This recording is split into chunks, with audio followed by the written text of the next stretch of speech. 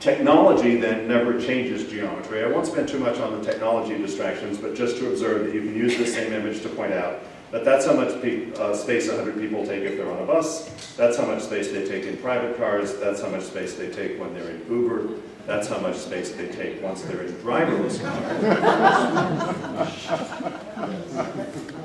Except actually this one's a little worse because of a biological principle, a very axiomatic biological principle called induced demand.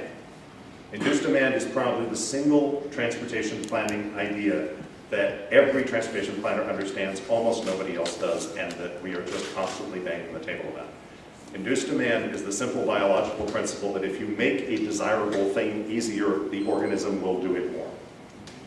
And that is why, if we remove from driving the appalling hassle of driving, the appalling waste of time and anxiety that actually piloting the car is, people will do it a lot more.